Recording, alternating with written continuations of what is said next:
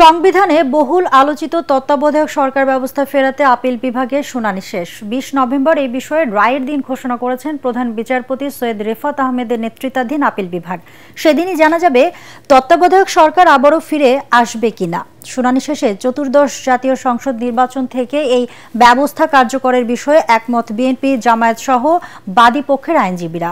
আর attorney general Asaduzzaman বলেন, মুমূর্ষু গণতন্ত্রের একমাত্র নিরাময় তত্ত্বাবধায়ক সরকার ব্যবস্থা এবং রাজনৈতিক সরকারের অধীনে হওয়া নির্বাচন যে সুষ্ঠু হয় না তা প্রমাণিত হয়েছে। আপিল বিভাগে উত্থাপিত সব পক্ষের যুক্তি তর্কের যথাযথ মূল্যায়ন করেই রায় দেওয়া হবে এমন প্রত্যাশার কথাও জানান রাষ্ট্রের সর্বোচ্চ আইন কর্মকর্তা। একই সাথে জালিয়াতির মাধ্যমে তত্ত্বাবধায়ক সরকার ব্যবস্থা বাতিলের রায় পরিবর্তন করে সাবেক প্রধান বিচারপতি ABM খায়রুল হক শাস্তিযোগ্য অপরাধ করেছে বলেও শুনানিতে মতামত দিয়েছে সব পক্ষ।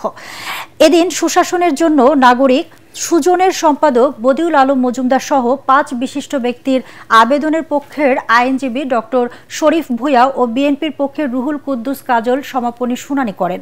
তত্ত্বাবধায়ক সরকার ফেরাতে সর্বোচ্চ আদালতে গত ২১ অক্টোবর থেকে আপিলের শুনানি শুরু হয়। সবশেষ গত ৬ নভেম্বর নবম দিনে রাষ্ট্রপক্ষ শুনানি শেষ করে।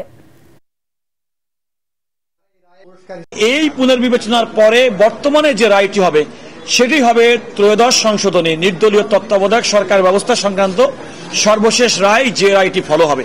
আমরা যে রিভিউ করেছি সেটি যদি অ্যালাউ করেন তাহলে পূর্বের যে রায়, খায়রুল হক সাহেবের যে রায়, সে রায়টি আমাদের আর বিচারিক আমরা বলি দৃষ্টান্ত প্রেসিডেন্ট হিসেবে সেটা থাকবে না। তত্ত্বাবধায়ক সরকার ব্যবস্থা প্রসপেক্টিভ হবে এবং প্রসপেক্টিভ হলে সেটা আগামী নির্বাচনের থেকে কার্যকর হতে পারে, এটাই আমাদের আন্ডারস্ট্যান্ডিং। এখন আদালত সাবমিশনগুলো কিভাবে নিয়ে ওনারা কিভাবে দেবেন এটা ওনাদের ব্যাপার।